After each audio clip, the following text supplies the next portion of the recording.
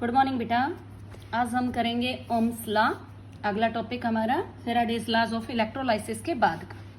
तो Ohm's law में क्या है बेटा हमारे पास कि अगर मान लो हमारे पास क्या है, एक कंडक्टिंग वायर है, ठीक है। इसमें जो हो रहा है, इसमें क्या हो रहा है, हमारा करंट का फ्लो। ओके, तो जिस ईज के साथ, जितनी आसानी के साथ करंट फ्लो करता है उसको बोला जाता है कंडक्टेंस जी। और इसके अपोजिट में एक फोर्स काम करता है बेटा, जिसको हम क्या बोलते हैं, रेजिस्टेंस, जो करंट के फ्लो का अपोज करता है। ओके बेटा, तो ओम नाम के साइंटिस्ट ने ये दिया था। तो अब ये क्या कहता है कि जो हमारे पास ओम्स लॉ है कि जो हमारा रेजिस्टेंस होगा ये करंट का क्या करेगा बेटा, अपोज करेगा। दैट मीन्स इनवर्सली प्रोपोर्शनल होगा। ओके, तो R इज इक्वल टू क्या हो जाएगा हमारा, V बाय I। ये क्या है, हमारा कांस्टेंट है, पोटेंशियल डिफरेंस जिसको हम कह सकते हैं। तो अब V हमारा किसके बराबर आ जाएगा, I इंटू R। ये हमारा क्या है बेटा, ये ओम्स लॉ है। ओके, तो अब जो इसने दिया कि जो हमारे पास ओम्स ने जो दिया कि जो रेजिस्टेंस होता है हमारा, ये हमारा क्या है, R। ये क्या है, ये हमारा ऑब्स्ट्रक्शन है, रुकावट है ऑफ फ्लो ऑफ करंट। और जो ये R है, इसकी जो यूनिट दी वो ओम ने दी, किस नाम पे, ओम पे। और इसको ऐसे रिप्रेजेंट किया जाता है। ओके बेटा, ये इसका क्या होगा, सिंबल होगा। तो जो रेजिस्टेंस होता है ये इस कंडक्टर की लेंथ के डायरेक्टली प्रोपोर्शनल होगा, और जो इसका एरिया ऑफ क्रॉस सेक्शन होगा उसके इनवर्सली प्रोपोर्शनल होगा। क्लियर है बेटा, क्या होगा, लेंथ के डायरेक्टली प्रोपोर्शनल और एरिया ऑफ क्रॉस सेक्शन के इनवर्सली प्रोपोर्शनल। तो इसको हटाओ डायरेक्टली प्रोपोर्शनल साइन को, तो क्या हो जाएगा, रो L बाई A। ये जो हमारा सिंबल है ये किसके लिए बेटा, रो, और ये है क्या हमारा रेजिस्टिविटी, कांस्टेंट है बेटा इस इक्वेशन के लिए। ओके बेटा, तो अब अगर कभी भी कांस्टेंट को डिफाइन करना पड़ जाए तो क्या बता रखा है कि पीछे वाली जो यूनिट्स है उनको 1 मान लो। अब अगर हम ये कह दें length of conductor is 1 centimetre and area is 1 centimetre square, मतलब हमारा जो कंडक्टर है, अगर मान लो कंडक्टर इस तरह से है कि जिसकी लेंथ भी हमारी क्या है बेटा, 1 सेंटीमीटर है, और इसका एरिया ऑफ क्रॉस सेक्शन जो है वो हमारा क्या है, 1 सेंटीमीटर स्क्वायर है। मतलब एक ऐसा कंडक्टर हमने लिया है जिसका सब कुछ 1 है, लेंथ ब्रेड्थ हाइट सब कुछ। तो हमारा एरिया भी 1 सेंटीमीटर स्क्वायर होगा और वॉल्यूम हमारा 1 सेंटीमीटर क्यूब होगा। तो इस केस में R किसके बराबर आ जाएगा, रो, ये 1 by 1। That means R is equal to क्या होगा बेटा, रो। तो अब हम ये कह सकते हैं कि हमारे पास जो रेजिस्टिविटी होगी, रेजिस्टिविटी इज द रेजिस्टेंस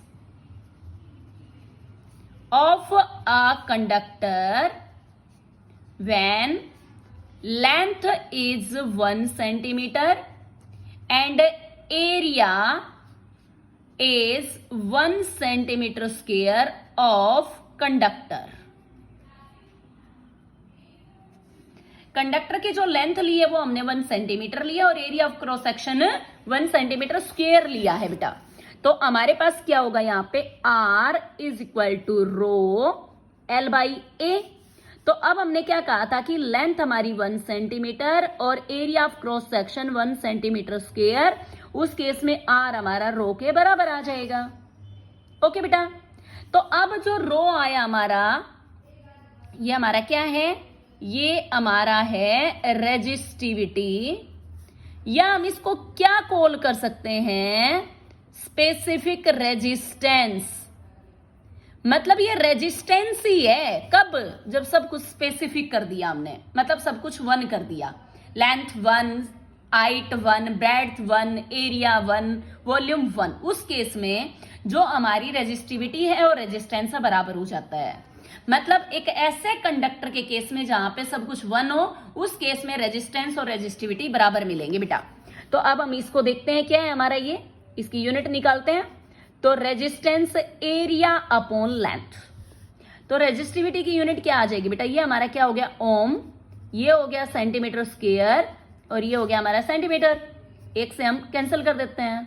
तो जो रेजिस्टिविटी होगी या स्पेसिफिक रेजिस्टेंस होगा वो हमारा आएगा ओम सेंटीमीटर। ओके बेटा, अब रेजिस्टेंस का उल्टा क्या है, कंडक्टेंस है। तो 1/G, और अगर G निकालना है दैट मीन्स 1/R। तो अब इसकी यूनिट क्या थी बेटा, ओम थी हमारी। तो जो कंडक्टेंस आएगा क्या है जी, हमारा कंडक्टेंस। तो ये क्या होगा बेटा हमारा, ये हमारा हो जाएगा ओम इनवर्स, या हम इसको पलट देते हैं, ये क्या बन जाएगा हमारा MHO। MHO इनवर्स कर दिया बेटा पूरी तरह से, या हम इसको क्या कह सकते हैं, हम इसको कह सकते हैं साइमन ये। और ये हमारा क्या होगा बेटा, कंडक्टेंस की यूनिट आ जाएगी। ओके बेटा, अब देखो एक बार, जो हमारे पास R इज इक्वल टू क्या आया था, रो L/A। अब हम इसको पूरे को रिवर्स कर देते हैं, मतलब इनवर्स कर देते हैं। 1 क्या हो जाएगा रो, ये हो जाएगा A/L। तो 1/R क्या होता है बेटा हमारा, रेजिस्टेंस का उल्टा कंडक्टेंस। ये क्या था हमारा रेजिस्टिविटी, तो ये क्या हो जाएगा हमारा, ये होता है बेटा हमारा कप्पा, और इसको कॉल किया जाता है कंडक्टिविटी। रेजिस्टेंस का जो कांस्टेंट होगा रेजिस्टिविटी, और कंडक्टेंस के लिए जो कांस्टेंट होगा वो क्या हो जाएगा हमारा conductivity, that means kappa A/L। Okay बेटा, फिर से देख लो एक बार क्या है हमारे पास, ये हमारे पास क्या है, R is equal to rho L/A। तो हमने इनवर्स किया ये 1/रो, ये हमारा क्या हो जाएगा बेटा A/L। तो इसको हमने क्या लिख दिया G, और ये हमारा क्या आ जाएगा कप्पा, ये हो जाएगा A/L। ये हमारा क्या बताया था, कप्पा बेटा, और ये क्या हो जाएगा कंडक्टिविटी। अब अगेन हम एक ऐसा कंडक्टर लेते हैं जिसकी लेंथ क्या है बेटा हमारी 1 centimetre and area of cross section 1 centimetre square. Okay बेटा, तो अब क्या हो जाएगा, कप्पा अगर निकाला जाए तो कप्पा जी के बराबर आ जाएगा। कब आएगा बेटा, व्हेन एरिया हमारा 1 सेंटीमीटर स्क्वायर है और लेंथ हमारा 1 सेंटीमीटर के इक्वल हमने एज्यूम किया है। मतलब हमने एक ऐसा कंडक्टर लिया है जो यूनिट पैरामीटर का है, दैट मीन्स सब कुछ 1 के इक्वल है, जिसकी length, breadth, height, volume, area. Okay बेटा, तो अब क्या हो जाएगा, अब अगर हम यहां से क्या निकाले कप्पा, इसकी यूनिट देखते हैं जी, और ये क्या हो जाएगा हमारा उधर जाके पलट जाएगा। ओके बेटा L/A। तो अब इसकी यूनिट क्या है बेटा हमारे पास, ये हमारा है ओम इनवर्स, या हम कह सकते हैं साइमन। ये हमारा होगा सेंटीमीटर और ये हो जाएगा सेंटीमीटर स्क्वायर। तो क्या आ जाएगा बेटा हमारे पास कप्पा, कंडक्टिविटी की यूनिट क्या आएगी ओम इनवर्स सेंटीमीटर इनवर्स, या हम क्या कह सकते हैं साइमन पर सेंटीमीटर, ये हमारे पास यूनिट होगी बेटा। ओके, अब एक बार चलो बेटा यहां पे हमने क्या लिया, R is equal to rho L/A। चाहे ऐसे ले लेना, इसका उल्टा किया हमने G कप्पा, ये क्या हो जाएगा A/L। तो यहां से क्या निकाल देते हैं बेटा, हम कप्पा निकाल देते हैं G, और ये क्या हो जाएगा L/A। अब जो यहां पे दोनों इक्वेशंस में L/A आया है बेटा, जो भी हमारा ये L/A आया है, इसको हम G स्टार से रिप्रेजेंट करते हैं और इसको कॉल किया जाता है सेल कांस्टेंट। क्या बोलते हैं बेटा इसको, सेल कांस्टेंट। तो अगर L/A की बात करें तो क्या हो जाएगा हमारा L/A, resistance divided by resistivity. अब R को क्या लिख सकते हो 1/G, और इसको क्या लिख सकते हो 1 कप्पा, तो कप्पा बाई 1 हो जाएगा। तो क्या हो सकता है बेटा, ये हमारा हो सकता है कप्पा बाई G।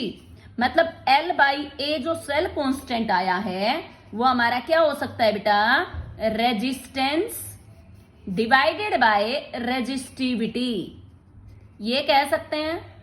या उल्टोगे तो ये क्या बन जाएगा हमारा conductivity divided by conductance. Okay बेटा, एक बार इसकी यूनिट की बात करते हैं। तो L by A that is our G star, वो क्या है बेटा हमारा सेल कांस्टेंट। कई बार न्यूमेरिकल में पूछ लेते हैं इसका सेल कांस्टेंट निकाल दो। तो L बाई ए यूनिट ही निकालनी है, लेंथ क्या है सेंटीमीटर, यहाँ पे सेंटीमीटर स्क्वायर, तो इसकी यूनिट क्या होगी बेटा सेंटीमीटर इनवर्स। अभी निकालना क्या था, और तरीके से भी निकाला था हमने, ये क्या हो जाएगा हमारा रेजिस्टेंस डिवाइडेड बाय, ये देखो बेटा ये जो अभी किया था हमने रेजिस्टेंस डिवाइडेड बाय रेजिस्टिविटी, ये होगा बेटा हमारा। तो रेजिस्टेंस की यूनिट क्या थी ओम, इसकी यूनिट क्या थी ओम सेंटीमीटर, तो इससे कैंसिल होके क्या हो जाएगा बेटा सेंटीमीटर इनवर्स आ जाएगा हमारा। और कैसे निकाला था हमने, ये हमने निकाला था conductivity divided by that means kappa divided by conductance, ये हमारा क्या होगा बेटा जी। तो ये क्या होगा हमारा, ये हमारा ओम इनवर्स सेंटीमीटर इनवर्स, और ये क्या होगा ओम इनवर्स, ओम इनवर्स से ओम इनवर्स कैंसिल हो गया। तो किसी भी तरीके से निकाल लो सेल कांस्टेंट की वैल्यू क्या आएगी हमारे पास, यूनिट सेंटीमीटर इनवर्स आएगी बेटा। ओके, तो इस तरह से हम क्या कर सकते हैं इनकी यूनिट कैलकुलेट कर सकते हैं। ओके बेटा, यहां तक आपको करना है, ये ओम्स लॉ है, इसके ऊपर कई बार न्यूमेरिकल पोर्शन आ जाता है बेटा 12th बोर्ड में। ओके बेटा, थैंक यू।